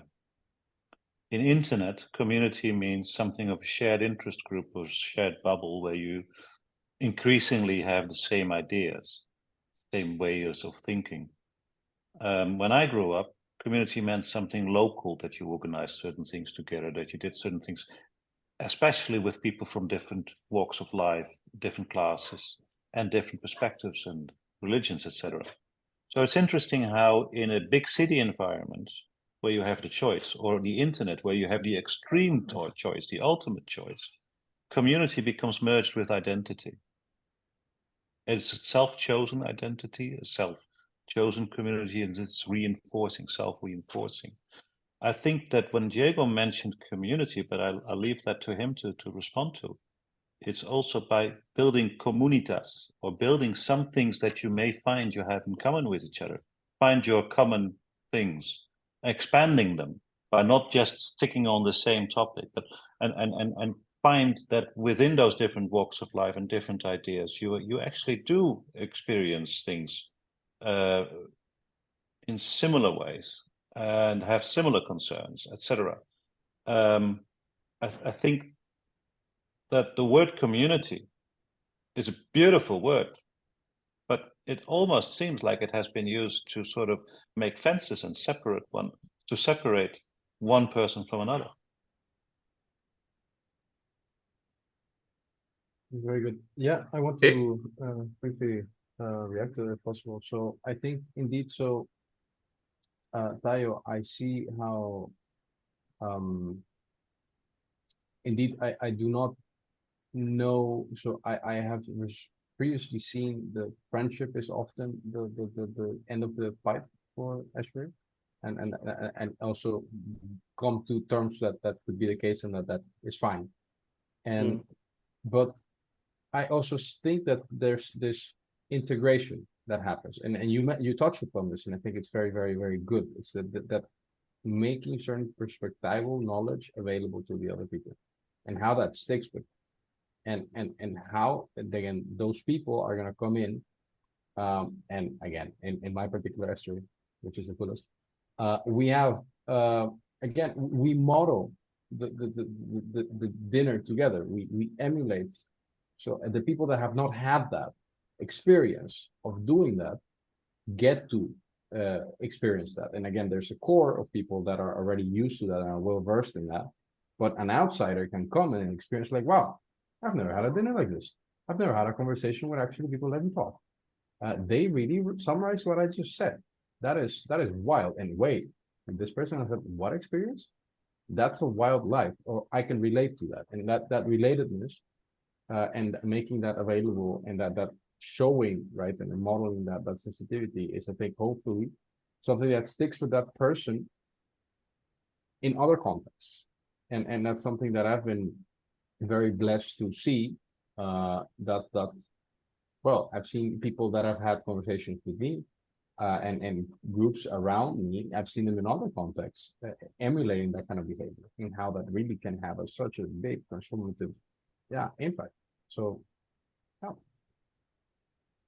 Or could we say, sorry, John, because I'm going out. My wife is asking for some community with me. She has got No, dinner we're talking ready, and about I'm still community. You not there. can't have any. But anyway, I think the bridge between what Taio is saying and what Diego is saying is that Estuary is helping you to do stuff together with very different people. Indeed. Yeah. And with And that, I my was- dear friends. Well, boss, you got to hear this. You got to hear this. So Okay, I'll listen. I just wanted to give you a little example. Garrison Keeler, Lake Wobegon Days. It's a podcast. He is all about community on the ground in the little town of Lake Wobegon, which doesn't even exist, where different groups of people, Lutherans, Catholics, or different families, somehow find a life together that represents community. And that is what you are talking about, Buzz, that original sense of we need to somehow make this work here on the ground. And I think that those stories are so cool that I always tell people that that is an ideal example of mutually respectful conversation across ideological lines. Thank you. Go. Eet smakelijk. Dankjewel. Bye-bye, guys. Bye-bye.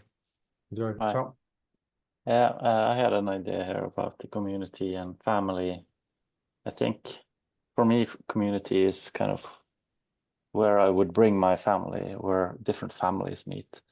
I think Estuary is probably part of a community, maybe, but it can't be it on itself, I think. So, yeah.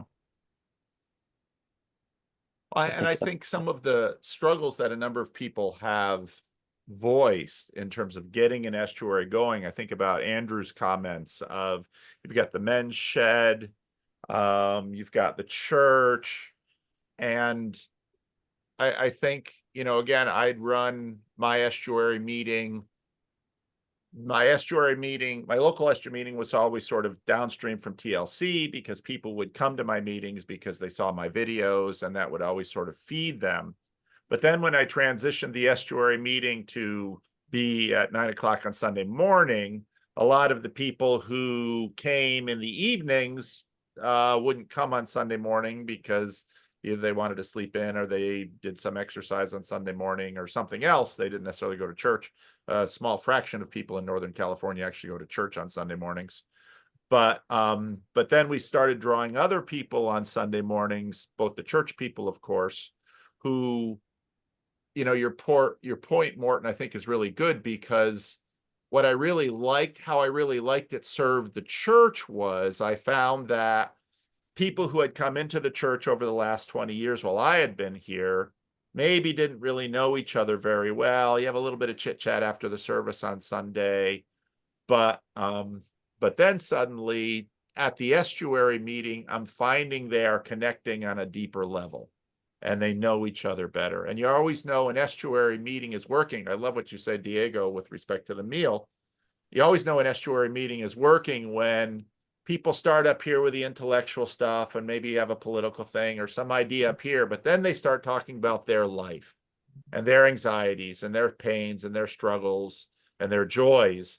Then the meeting is working. And again, I'd like to advocate for, once you get at least a critical mass, I like Morton's idea that if you put it sort of next to another community, then it sort of derives some of the stability. And when I listen to Cassidy and Diego talking about doing it in their home with a meal, well, they're sort of leveraging the stability of their family community and using that to lend stability to their estuary.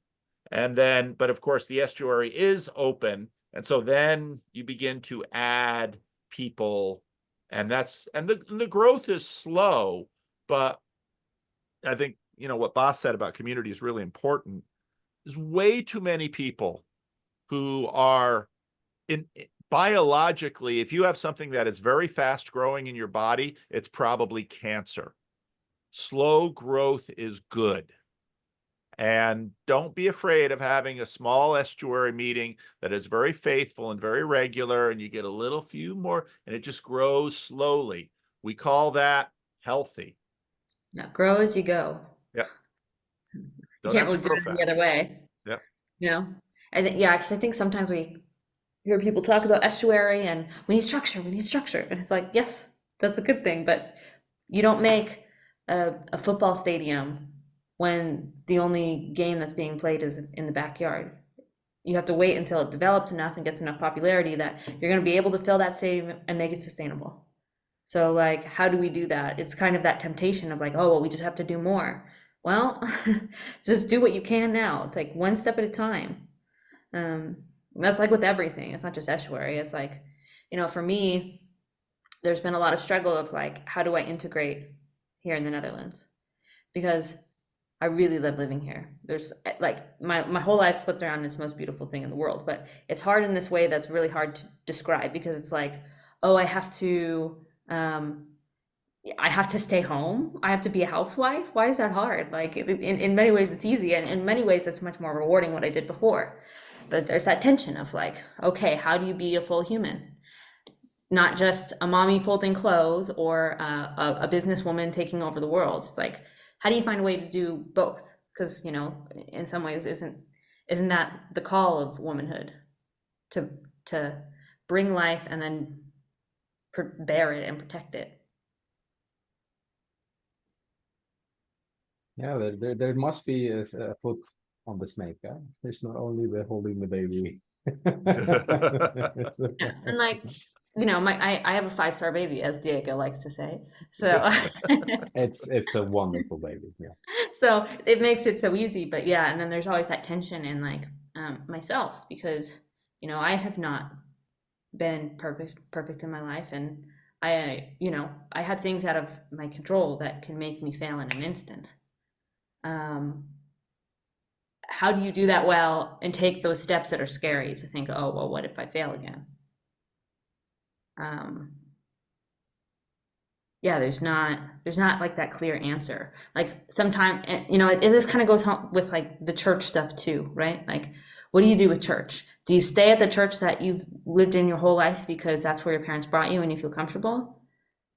And then if you leave to try to explore it, like, would you ever return? Do you ever go? Like, these are the questions we're all asking as we're trying to figure out, how do I manage this spiritual reality I seem to be seeing in the world outside of myself?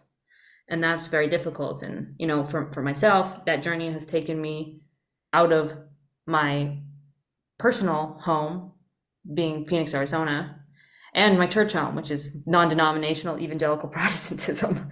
So it's like you're dealing with that tension of not anymore, but not yet, where I'm not the thing that I was when I started, yet I'm not the thing that I need to become to be whole in the place I am now.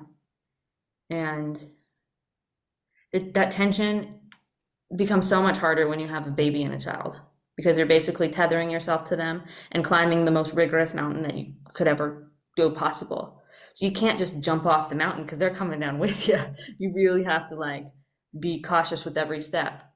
But then again, I think that is a feature, not a bug. Yeah, I think that might be a sign of doing it correctly, right? It's like you're bearing it slowly and figuring it out on the go, but with responsibility and perspective, right? That's a little bit where it's headed towards. But I don't think there's no one ever done like, oh yeah, this is where it should be. It's a period. Like you could cut the program. That's never there. Yeah. Yeah, I mean, in my head, I know it's like a journey, and a journey that I think never ends. Yeah. You know, maybe it'll end in this life, but there's this hope for the second life that it's a never-ending thing. And so, yeah, you kind of have to realize that and recognize it's all kind of like a training game to be able to accept the fullness of eternity. But how do you see that when you can't see the forest through the trees? Go ahead, John. So I'm speaking as the old guy here now. I have found it terribly important in all my different roles, in all the different places where I operate, and they are many. But for the last 30 years, there has been one constant in my life, and that is a very small group of people, kind of a support group, you might call it, or a safe group. There have to be some people who are willing to be with you, be present with you as you face your demons. So, when you talk about, sometimes you bump into the self that you don't like. It's very difficult to find an estuary where that can play out, or a church group where that can play out, or a community organizing or a political effort where that can play out, because that's not what those places are for, and it would be inappropriate to do that. And yet you always need something, some place, some people, some individuals that really know you well, other than your husband, other than your spouse, I should say. So even the art of getting integrated into Dutch society, I think, requires that there be 2 or maybe 3 people that know Cassidy from way back.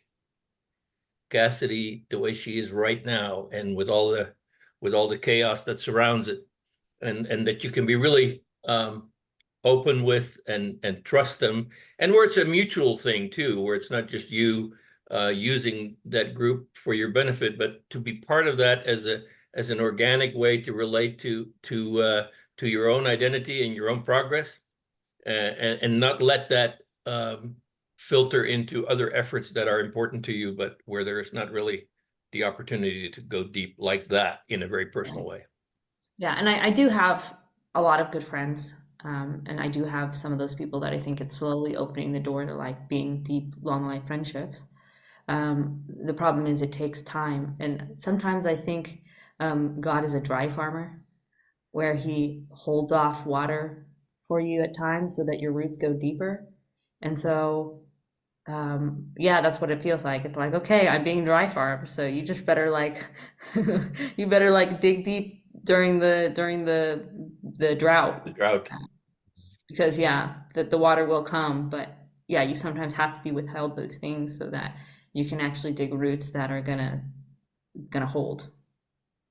I think about what Andrew was saying with respect to these little towns, and they're still holding a grudge about what happened they put that big cathedral up there and King John. But your point, John, about it also connects with Diego's point about Venezuela, and some of what when what has been happening in Latin America for decades starts happening in England, then suddenly everybody pays notice. They sort of expect it in other places of the world, but not in these certain places of the world. Many people in TLC, and I think even people on this group, I mean, John was an immigrant to the United States and Canada, and he did that. Diego was an immigrant from Venezuela to Italy to the Netherlands, had to learn those languages and integrate into those cultures. Taio, an immigrant from Nigeria. I did missionary work, and so I have a sense of, living in a strange land and understanding, Diego's question about how can you help people understand. And I think part of why, again, Estuary is designed to be a middle space. It's not a home. Cassidy talked about domicide. Estuary isn't a home. It's not designed to be a home, but it's designed to be a place where transitions can be made. And I think John has a sense of you need a safe space. You need something there, or I like how always Chezi says, you need a brave space. And an estuary is designed to help people become more brave. And you need a meal, and you need, on one hand, you need somebody who's going to say, yeah, we disagree, but we both eat. And we might find that even though we disagree on politics, we both like the same foods. And that can be something that we can connect with and bond with. And part of what happens in real life in and actually meeting together physically is that the spectrum is broadened. I really liked what Bas said about how the internet has sort of changed the definition of community subtly to be about identity. And we hear that now on the internet all the time. There's this community and that community, and people will say, how is that actually a community? It's really more of an identity, because when you meet people from such and such community in real life, you discover, oh, well, maybe they're politically different, but they both had babies and they both understood motherhood and they both understand, you know, X, Y, and Z. They might differ on this one point over here. And because of this strange world we're living in, now we're going to destroy things or kill over this little point over here, when we find 100 other points that we have in common. And we say, do we really want to burn the world for this? Do we really want to destroy people's livelihoods for this? So, yeah, I think it's, you know, this conversation has been helpful for me. Well, we have 10 minutes left. And another thing that I thought about is the protocol point, which is what Bas talked about, and how in some ways, when we see violence in the streets, certain protocols have broken down, because protocols are sort of like this external thing to keep us from doing, you know, more destructive paths of getting our way. And so in the American system, you know, here you have an election, and the election had better be clean. And, you know, if everyone follows the protocol, then we can avoid fighting, and maybe we can actually make progress on some of our differences. So my little addition to the protocol that some estuary purists sort of don't like is, at the end of the meeting, when the time is getting short, I ask people for takeaways from this meeting and this conversation. So since I'm getting to lead this conversation, what are the takeaways from this conversation for you, if you'd like to share? Are we going in a circle again? No, you can go anywhere you want. Well, then I'll start. I had a conversation actually with Hezi the other day on the Discord, and he was talking about reenchantment, and how you know, like, the arts are the things that sort of reenchanted us, that helped us come into community while we're dealing with ideas and conversation. And so there's a question there of, like, where do we bring enchantment back into the protocol? And, like, obviously you can do that with sharing meals and all those things, but, you know, he was talking a lot about, like, balls and dances and, like, you know, the you know, the community get-togethers where you would have all of these things combined. Like, where do we make space for that in Estuary? I think that's probably a question we're going to have to find an answer to. I want to follow up on that and say, yeah, the idea of just like you mentioned it, Paul, that it like estuary adjacent to a church.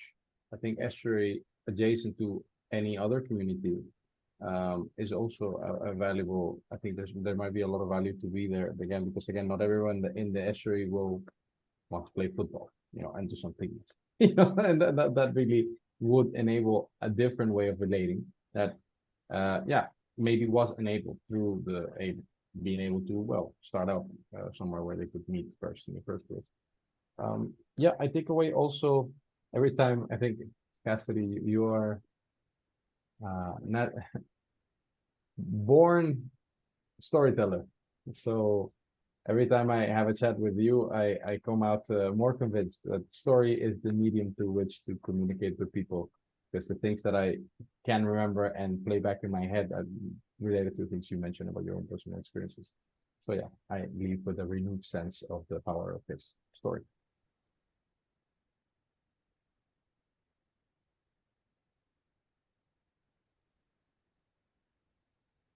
Bas is in, but go ahead, sorry, Taio. John. I'll jump in before you. Bas is in it, but his comments on community were very salient to me and very helpful and open to think through things. Likewise, Diego's framing of community has been very useful.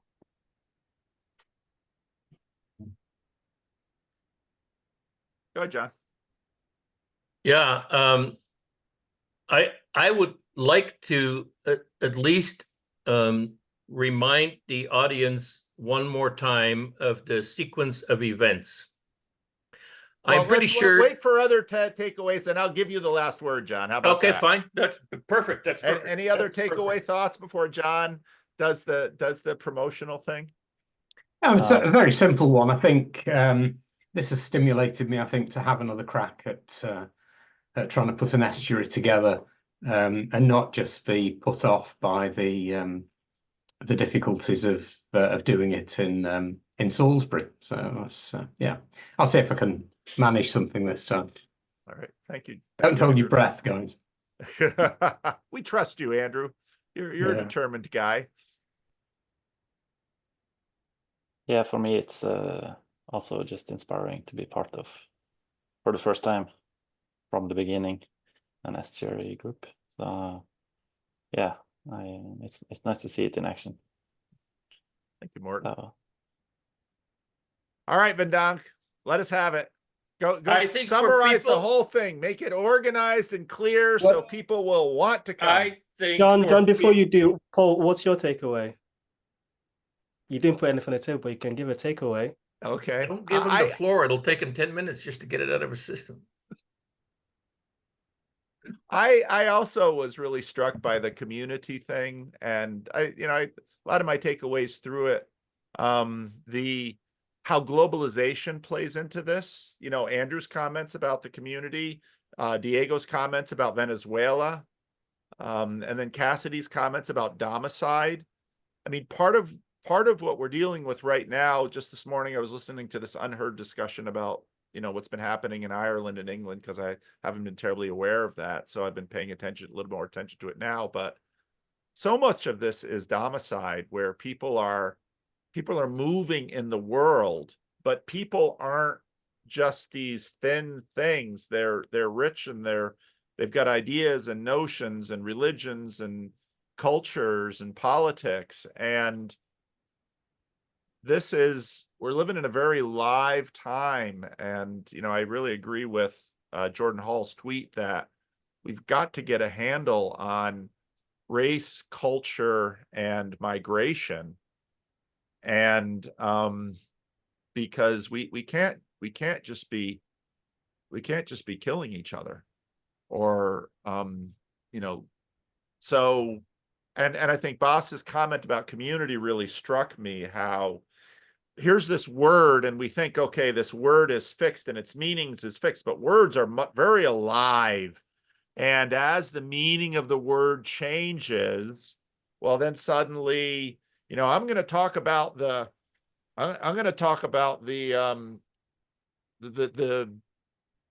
Labrador Retriever community.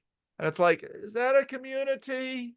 And so, yeah, so there's been a ton of takeaways. This has been really rich for me, so I've enjoyed it. Thanks for having us, Paul. It's always Thanks, fun. Paul. Thanks, John. I also really appreciate the opportunity that you give us to let your audience know what is going to be happening. And just to summarize, now that I have official confirmation that something will be happening in Salisbury, that'll be on August 30.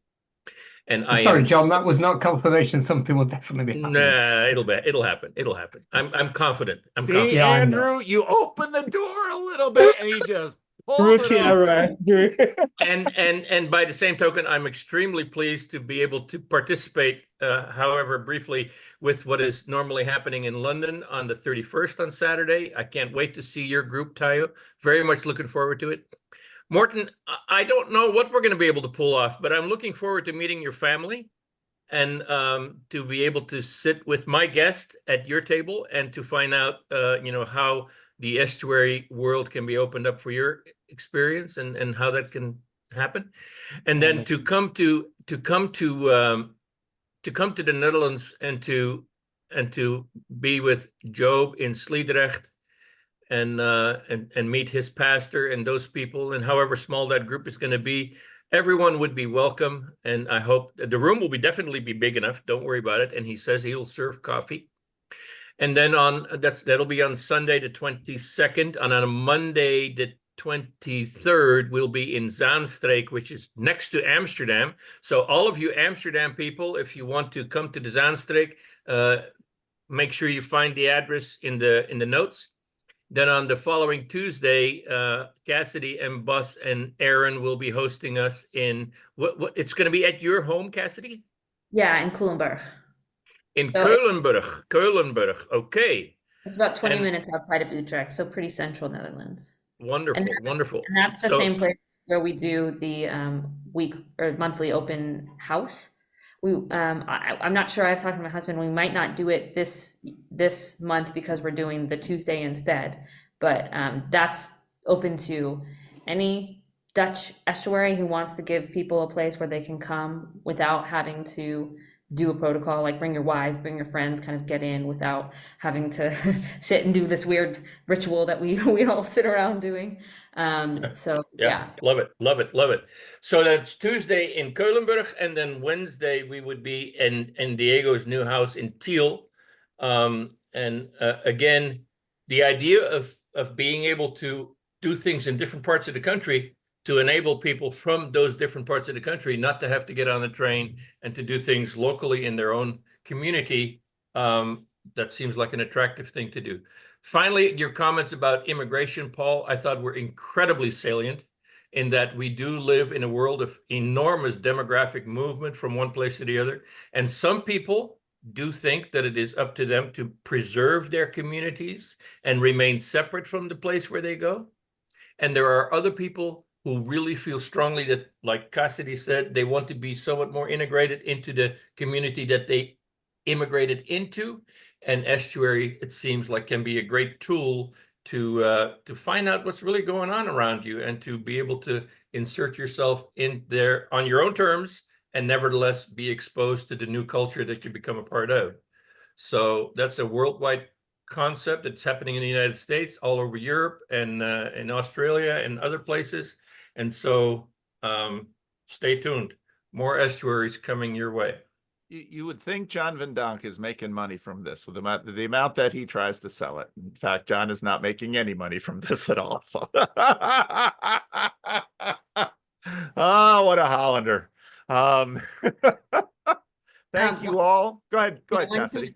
One thing I wanted to say, if there are people listening and you're doing something in the Netherlands that is estuary related, estuary adjacent, please feel free to reach out to myself. Like Paul said, I help run the Breakwater Festival, which is designed to help estuaries kind of get planted in local communities.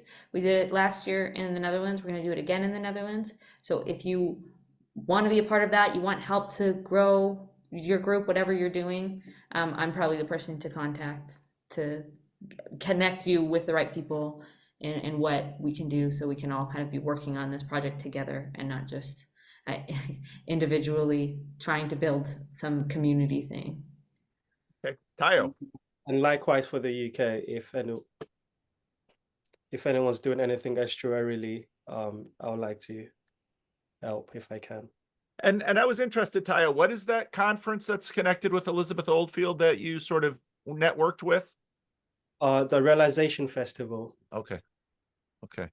And I have a technical question. Will the Dutch estuary meetings be in Dutch and the Norwegian one be in Norwegian, or are we going to do this all in English? Well, you'll have to find out when you get there because I have no idea. Aaron's running it, so I think, in Holland, it's probably, there's a chance, like 50-50 chance it could be either. Just probably depends on who comes. Because if there's like 1, 2, 3 people who can't speak any Dutch, we'll probably go English because most people can speak English. But if I'm the only one who struggles with Dutch, maybe we'll do Dutch. Okay. You're doing great with Dutch.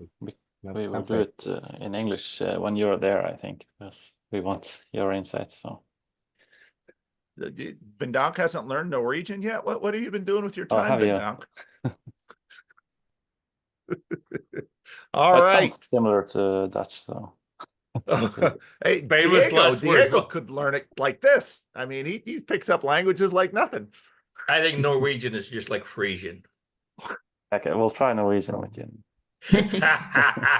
Oh, Van Donk, don't say anything that's going to just damage things, please. So. All But yeah, right. can I also just say that, Yes. yeah, if anybody in Bergen or close by in Norway wants to join us or help set up something, and then they're very welcome to contact me. All right. Very That good. does mean that you need to make up your mind about the date, whether it's the 11th or the 12th. Yeah, then we say 11th. All right, 11th. 11 it is. 11th. All right. So September. Donk, you're gonna right when I close this down, you're gonna get on that email and you're gonna have a list of everything that you know, and so I'll be able to post this ASAP. Very good. I'll Sound work good? on it. Yep. All right. Thank you all. Thank you so much for participating. And Thank you. yeah, I'll hopefully a whole bunch of you watching this will be able to see many of these people in the Netherlands or the UK or Norway and make some new friends and start some new groups. So there we have it. I'll end the recording. Ciao. Didn't